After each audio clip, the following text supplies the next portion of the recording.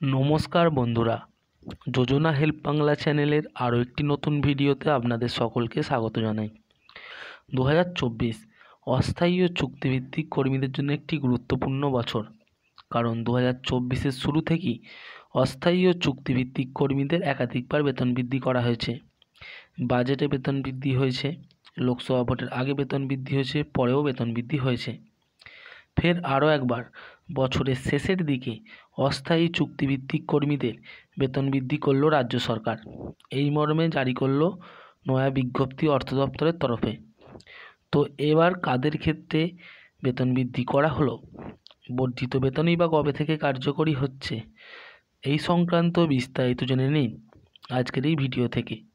তাই ভিডিওটি স্কিপ না করে প্রথম থেকে শেষ পর্যন্ত দেখুন।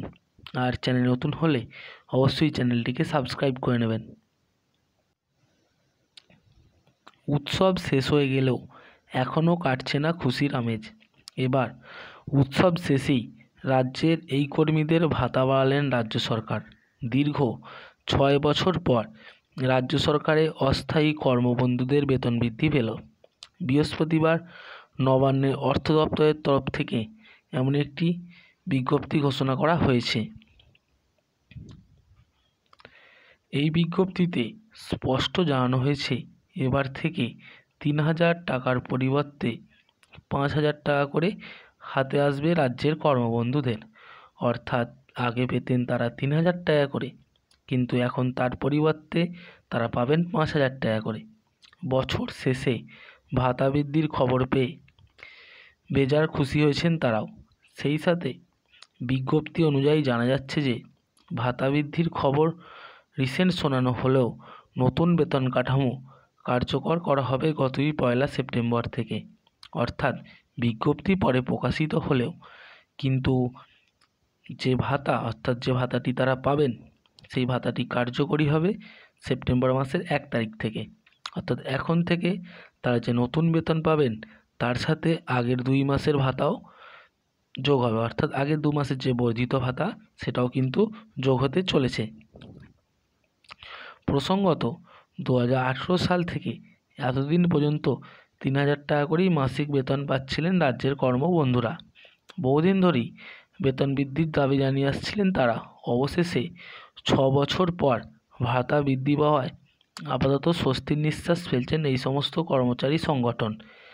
বেতন বৃদ্ধি পাওয়ায় ওই কর্মচারী সংগঠন রাজ্য সরকারকে ধন্যবাদ জানিয়েছেন। এই প্রসঙ্গে তৃণমূল কর্মচারী ফেডারেশনের আহ্বায়ক প্রতাপ নায়েক জানিয়েছেন, আমরা দীর্ঘদিন ধরে বেতন বৃদ্ধির দাবি করছিলাম। এতদিনে রাজ্য সরকার এই দাবি মেনে নেওয়ায় তাদেরকে ধন্যবাদ জানাই। এই বেতন বৃদ্ধি মূলত হয়েছে ভূমি ও ভূমি রাজস্ব এবং কৃষি দপ্তরের অধীনে কাজ করেন যে সমস্ত কর্মবন্ধুরা তাদের ক্ষেত্রে।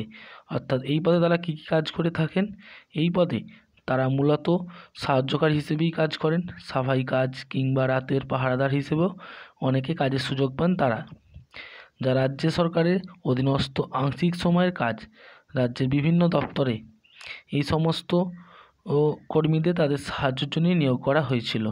তো মনে রাখবেন, অবশ্যই রাজ্য ভূমি রাজস্ব ও কৃষি দপ্তরে যে সমস্ত কর্মবন্ধুরা ছিলেন তাদের ক্ষেত্রেই এই বেতন বৃদ্ধির বিজ্ঞপ্তি।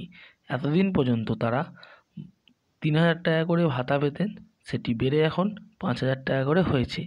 আর এই ভাতা বিজ্ঞপ্তি পরে প্রকাশিত হলো, কিন্তু ভাতাটা তারা 1 সেপ্টেম্বর থেকে, অর্থাৎ এখন থেকে 2 মাসের অতিরিক্ত ভাতা তারা পেয়ে যাবেন।